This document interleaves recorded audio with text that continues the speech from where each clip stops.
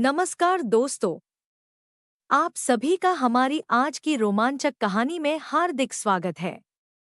अगर आप हमारे चैनल पर पहली बार आए हैं, तो सब्सक्राइब करना ना भूलें और बेल आइकन दबाकर सभी नई कहानियों का आनंद लें।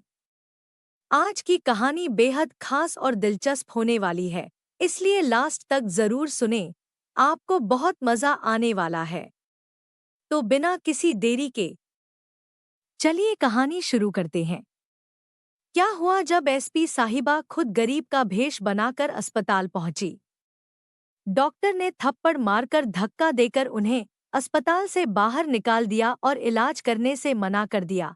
फिर जो हुआ सच्चाई सुनकर आपके भी रोंगटे खड़े हो जाएंगे। दोस्तों, यह घटना है उत्तर प्रदेश के गांव से, जहां एक परिवार रहता था जिसमें एक पति पत्नी और उनकी एक बेटी रहती थी। पति पत्नी का नाम था सुधीर सिंह और मंजू सिंह और उनकी बेटी थी जिसका नाम था आकृति सिंह। उसकी उम्र अभी 24 वर्ष की थी और सुधीर सिंह एवं मंजू सिंह की उम्र 51 वर्ष से ज्यादा हो चुकी थी।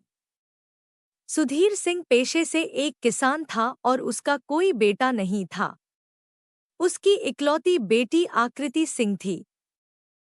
सुधीर पूरे दिन खेत में काम किया करता था और उसने बहुत मेहनत करके अपनी बेटी आकृति को पढ़ाया लिखवाया। सुधीर सिंह जी की आर्थिक स्थिति काफी ज्यादा मजबूत नहीं थी, लेकिन फिर भी वे जैसे तैसे खेत में काम करके अपने परिवार का पालन पोषण कर लेते थे। उनकी बेटी आकृति बचपन से ही पढ़ाई लिखाई में बहुत अच्छी थी और सुधीर सिंह जी का भी केवल यही सपना था कि चाहे उनका कोई बेटा ना हो, लेकिन उनकी बेटी पढ़ लिख कर इतनी बड़ी इंसान बने कि पूरे गांव के सामने सुधीर सिंह और मंजू सिंह का नाम रोशन हो जाए। और आकृति भी अपने माता पिता के सपने को टूटता हुआ नहीं देखना चाहती थी, इसीलिए वह बहुत मन लगाकर पढ़ाई करती।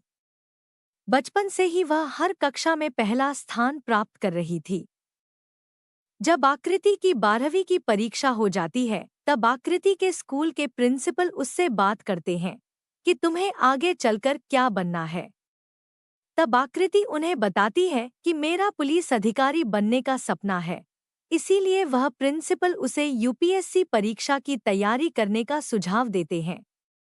आकृति पिछले 2 सालों से यूपीएससी की परीक्षा की तैयारी कर रही थी और अब तैयारी करते करते उसकी उम्र 27 वर्ष हो चुकी थी।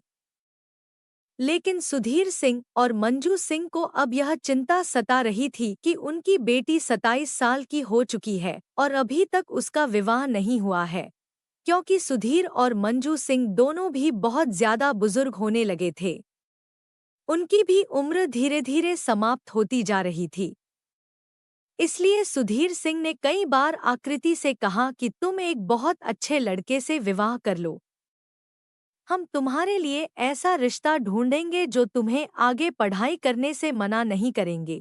फिर तुम शादी के बाद जितना चाहे उतना पढ़ सकती हो। लेकिन आकृति का हमेशा से यही कहना था कि मैं पढ़ लिख कर पहले एक बहुत बड़ी पुलिस अधिकारी बनूंगी और आपको इस गरीबी से मुक्त करवाऊंगी। उसके बाद ही मैं विवाह के बारे में विचार करूंगी। सुधीर सिंह और मंजू सिंह आकृति के इस निर्णय से खुश तो थे, लेकिन उनके मन में यही चिंता थी कि यदि एक बार उम्र निकल गई तो फिर उनकी बेटी का विवाह होगा या नहीं होगा। एक दिन की बात है, सुधीर सिंह गर्मी के समय में खेत में मजदूरी का काम कर रहे थे। तभी अचानक से उनकी तबीयत बहुत ज्यादा बिगड़ जाती है। खेत में काम कर रहे मजदूर तुरंत उन्हें गांव के सरकारी अस्पताल में लेकर जाते हैं। जब सुधीर सिंह को अस्पताल में भर्ती कराया जाता है, तो अस्पताल वाले आकृति को फोन लगाकर सच्चाई बताते हैं। आकृति और उसकी मां मंजू सिंह दोनों ही दौड़े दौड़े सरकारी अस्पताल पहुंच जाते हैं और आकृति अपने पिता की हालत देखने लगते हैं। सुधीर सिंह की स्थिति उस समय काफी खराब थी। उनकी तबीयत धीरे धीरे बिगड़ती जा रही थी। तभी उस सरकारी अस्पताल के जो डॉक्टर होते हैं वह आकृति से कहते हैं कि यह गांव का अस्पताल है और उसमें हम आपको ज्यादा सुविधा नहीं दे सकते, क्योंकि यहाँ पर सुविधाओं की काफी ज्यादा कमी है। आप इन्हें जल्द से जल्द किसी बड़े अस्पताल में ले जाइए ताकि इनकी जान बच सके, क्योंकि इनकी तबीयत काफी ज्यादा बिगड़ती जा रही है। आकृति जैसे ही यह बात सुनती है, वह तुरंत अपनी माँ से बात करती है और पिता को किसी शहर के बड़े अस्पताल में ले जाने को कहती है। लेकिन मंजू सिंह आकृति से कहती है कि हमारे पास इतने पैसे नहीं हैं कि हम प्राइवेट अस्पताल की फीस भर सकें। आकृति दौड़ी दौड़ी घर जाती है और अपने जमा पूंजी में से कुछ पैसे निकाल कर लाती है और अपनी माँ की जमा पूंजी में से भी कुछ पैसे निकाल कर लाती है। लेकिन वे पैसे केवल इतने थे जिससे कि वह एक एम्बुलेंस करके गांव से शहर तक जा सके। लेकिन आकृति सोचती है कि पहले हम शहर के अस्पताल तो पहुंच जाएं। मैं वहां के डॉक्टर से बात कर थोड़ा कर्ज लेकर कैसे भी अस्पताल की फीस भर दूंगी। आकृति तुरंत एम्बुलेंस वाले से बात कर एम्बुलेंस बुलाती है और अपने पिता को लेकर अपने शहर के पास के जो अस्पताल होते हैं उसमें ले जाती है। आकृति पिता को लेकर अस्पताल में जाती है। वह प्राइवेट अस्पताल होता है और उस शहर का सबसे बड़ा अस्पताल होता है। जैसे ही आकृति एम्बुलेंस में अपने पिता को लेकर उस अस्पताल में पहुंचती है, तब अस्पताल वाले तुरंत सुधीर सिंह को ऑपरेशन थिएटर में लेकर चले ले जाते हैं। तभी एक डॉक्टर आकर आकृति से कहता है कि आपके पिता का जल्द से जल्द ऑपरेशन करना होगा, आप अस्पताल की फीस भर दीजिए। तब आकृति डॉक्टर से बात करने लगती है कि साहब, हमारे पास अभी ज्यादा पैसे नहीं हैं। हमारे पास जितने भी पैसे थे हम वह पैसे एम्बुलेंस वाले को दे चुके हैं। लेकिन आप चिंता मत करिए, आप मेरे पिताजी का इलाज कर दीजिए। आपका जो भी बिल बनेगा, जितना भी पैसा होगा, मैं आपसे वादा करती हूँ, मैं धीरे धीरे करके आपका सारा पैसा आपके अस्पताल को लौटा दूंगी। लेकिन वह एक प्राइवेट अस्पताल था, इसीलिए वह डॉक्टर आकृति की बात नहीं मानते हैं और आकृति को हाथ जोड़कर वहां से जाने के लिए कह देते हैं। तभी आकृति को पता चलता है कि उसी अस्पताल से कुछ ही किलोमीटर दूर पर एक और अस्पताल है जो कि एक संस्था का अस्पताल है और वहां पर सारी सुविधाएं उपलब्ध है। आकृति बिल्कुल भी देर नहीं करती और तुरंत एम्बुलेंस में अपने पिता को लेकर उस अस्पताल में पहुंचती है। तो आकृति अपने पिता को ऑन ऑपरेशन थिएटर में पहुंचाती है। तो आकृति के पिता का थोड़ा बहुत इलाज शुरू हो जाता है। क्योंकि वह एक संस्था का अस्पताल था, इसीलिए वहां पर कोई पैसे नहीं लग रहे थे। वे सुधीर जी का अच्छे से इलाज कर देते हैं। अगले दिन आकृति के पास कुछ डॉक्टर आते हैं और कहने लगते हैं कि आपके पिता की स्थिति में कोई सुधार नहीं आया है, 2 लाख जमा करने होंगे, क्योंकि हम इनके लिए एक विशेष दवाई मंगवाने वाले हैं।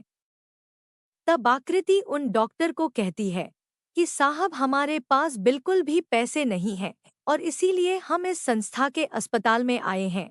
आप कृपा करके मेरे पिताजी का इलाज कर दीजिए, आपका जितना भी पैसा होगा मैं आपको जल्द से जल्द लौटा दूंगी। आकृति जैसे ही यह बात बोलती है, वहां खड़े सभी डॉक्टर हंसने लगते हैं और कहते हैं कि मुफ्त में जितना इलाज होना था हो गया। अब आगे का इलाज करवाना है तो तुम्हें पैसे जमा करने होंगे, वरना तुम्हारे पिता के बचने के कोई चांस नहीं है। तब आकृति उन सभी डॉक्टरों के पैरों में गिरकर गिड़गिड़ाने लगती है और कहती है कि आप मेरे पिता का इलाज कर दीजिए, मैं आपके सभी पैसे लौटा दूंगी। आकृति की मां मंजू सिंह भी उन सभी डॉक्टरों से मिन्नत मांगती है, लेकिन कोई भी डॉक्टर उन दोनों पर दया नहीं दिखाता और उन दोनों को वहां से धक्के देते हुए बाहर निकाल देते हैं और सिक्योरिटी गार्ड को बुलाकर कहते हैं कि इन दोनों को तुरंत यहां से बाहर कर दो। और कुछ ही देर बाद वह डॉक्टर सुधीर जी को भी उस अस्पताल से डिस्चार्ज कर आकृति और उसकी मां मंजू सिंह को सौंप देते हैं। अब सुधीर जी की स्थिति काफी ज्यादा बिगड़ती जा रही थी और आकृति और मंजू को समझ नहीं आ रहा था कि अब आगे क्या किया जाए। तब आकृति अपने पिता सुधीर सिंह जी को लेकर वापस सरकारी अस्पताल में पहुंचती है। सरकारी अस्पताल वाले सुधीर सिंह जी की वापस से जांच करते हैं और कहते हैं कि उन अस्पताल वालों ने इनका सही से इलाज नहीं करा।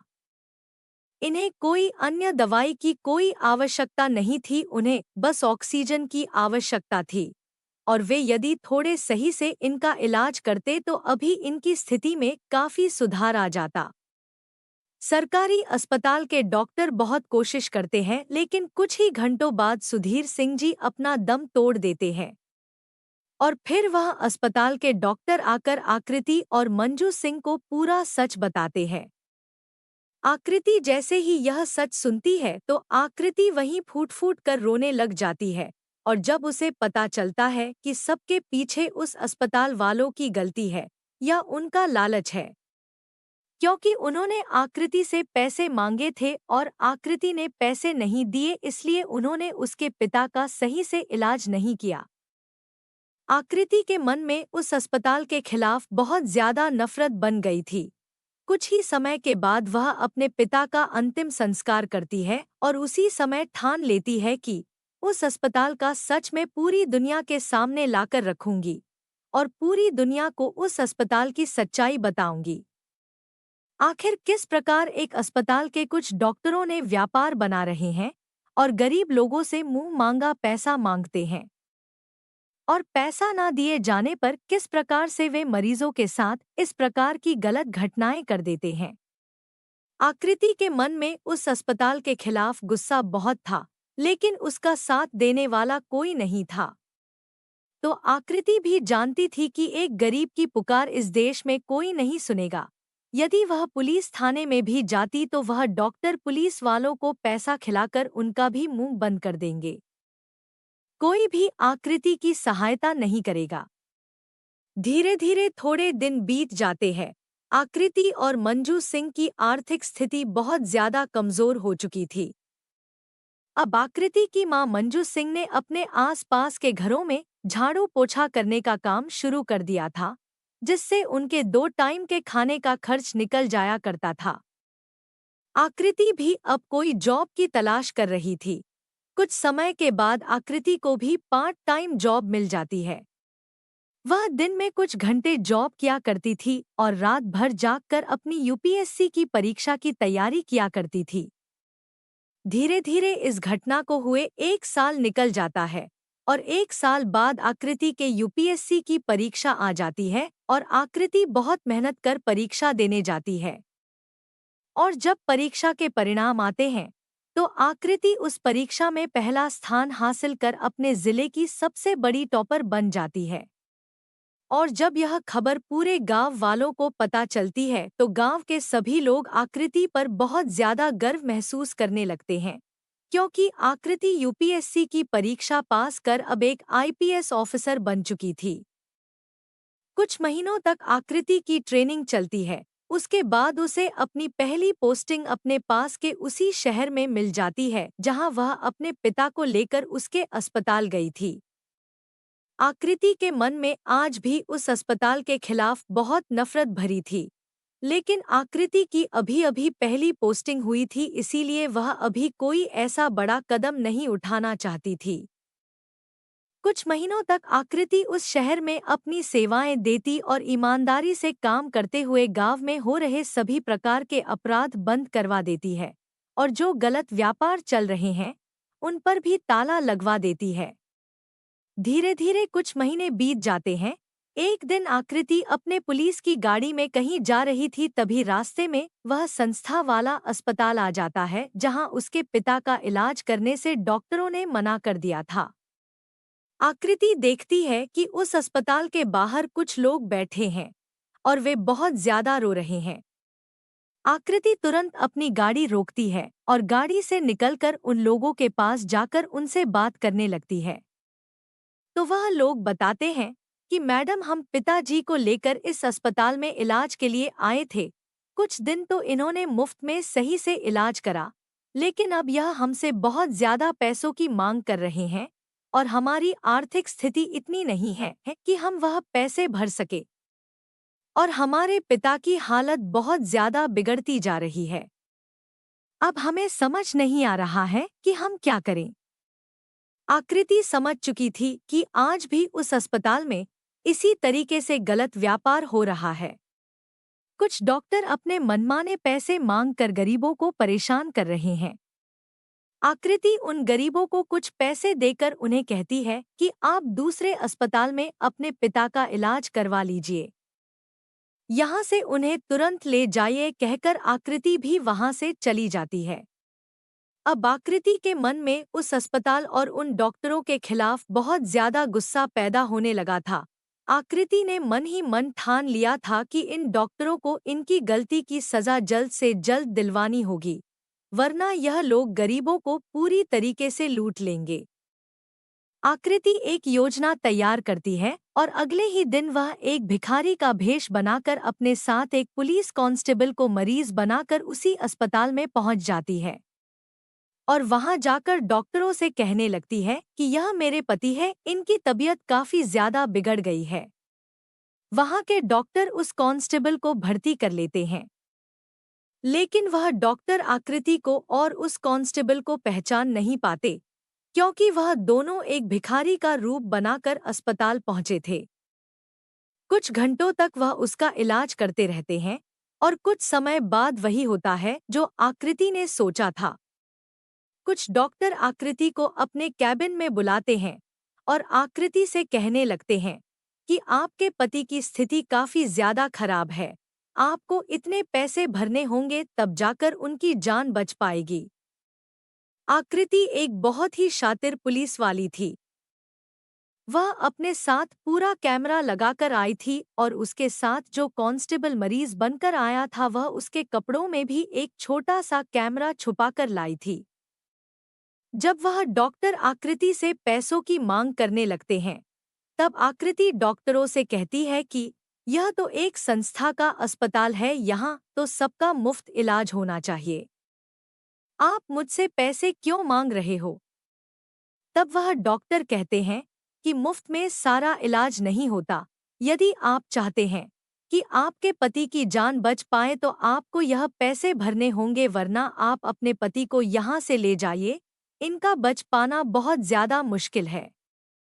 जैसे ही वह डॉक्टर यह बात बोलता है, आकृति तुरंत अपनी कुर्सी से खड़े होकर उस डॉक्टर को एक जोरदार थप्पड़ लगा देती है और तुरंत फोन लगाकर पूरा पुलिस वालों को वहां पर बुला लेती है। जैसे ही वह डॉक्टर देखता है कि आकृति के एक फोन पर बहुत ज्यादा पुलिस वाले आ गए हैं, वह समझ नहीं पाता कि आखिर यह क्या हो रहा है। फिर आकृति उस डॉक्टर को पूरी सच्चाई बताती है कि मैं एक आईपीएस ऑफिसर हूँ और जो मरीज अंदर भर्ती है वह मेरा पति नहीं है, वह एक पुलिस वाला है। और फिर जैसे ही वह कांस्टेबल ऑन ऑपरेशन थिएटर से बाहर आता है, वह आकृति को पूरी सच बताता है और कहता है कि मैडम, ये लोग मरीज को अंदर लेकर जाते हैं लेकिन उसका कोई इलाज नहीं करते। ये लोग मुझे भी अंदर लेकर गए और तब से मुझे इन्होंने ऐसे ही ऑपरेशन थिएटर में यह लोग बेहोशी की दवाई देकर मरीज की स्थिति और ज्यादा बिगाड़ देते हैं, ताकि यह लोग मरीज के परिवार वालों से मुंह मांगा पैसा मांग सके।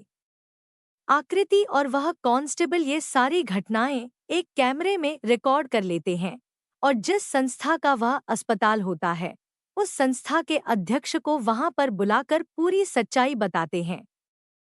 जब उस संस्था के अध्यक्ष और बाकी लोगों को यह सच्चाई पता लगती है तो उनकी आंखों में भी आंसू आ जाते हैं कि आखिर किस प्रकार उन्होंने एक अस्पताल का निर्माण किया था ताकि गरीबों की सहायता हो सके, लेकिन वहां पर कुछ गलत डॉक्टरों की वजह से पिछले कई सालों से गरीबों को परेशान किया जा रहा है और उन्हें लूटा जा रहा है।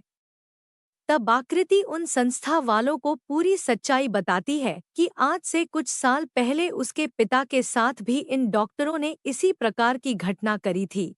तब वह संस्था के सभी अध्यक्ष आकृति से और अन्य गरीब लोगों से माफी मांगते हैं और उन सभी से यह वादा करते हैं कि आज के बाद इस अस्पताल में ऐसा कुछ नहीं होगा, यहाँ पर सभी का इलाज मुफ्त है और आज के बाद से हम यहाँ पर उपस्थित रहकर पूरा ध्यान रखेंगे। तब आकृति तुरंत उस डॉक्टर के खिलाफ शिकायत दर्ज करवाती है और उन डॉक्टरों को अपनी गाड़ी में पुलिस थाने लेकर जाती है। कुछ दिनों तक पुलिस वाले उन डॉक्टरों का रिमांड लेते हैं और उनसे पूरा सच बुलवाते हैं। तब सबको पता लगता है कि पिछले 5 सालों से यह डॉक्टर मिलकर कुछ गरीबों को लूट रहे थे और इसी प्रकार से इन्होंने आज तक करोड़ों रुपयों का आदान प्रदान कर लिया है। पूरी सच्चाई जब कानून के सामने आती है तो आकृति सारी सच्चाई कोर्ट में पेश करती है। तब कोर्ट उन सभी डॉक्टरों को 10 साल की सजा सुनाता है और उसी समय आकृति और उन सभी गरीब लोगों को न्याय मिलता है। तो यह कहानी कोई साधारण कहानी नहीं थी, यह कहानी एक सत्य घटना पर आधारित थी। तो प्यारे दोस्तों, यह थी हमारी आज की शानदार और रोमांचक कहानी। आपको यह कहानी कैसी लगी? हमें कमेंट करके ज़रूर बताएं। आपकी राय हमारे लिए बहुत कीमती है। अगर कहानी पसंद आई हो तो लाइक ज़रूर करें, इसे अपने दोस्तों के साथ शेयर करें और हमारे चैनल को सब्सक्राइब करना ना भूलें ताकि आप आने वाली मज़ेदार कहानियों को मिस ना करें। तो चलिए, मिलते हैं अगले वीडियो में एक नई दिलचस्प कहानी के साथ। धन्यवाद।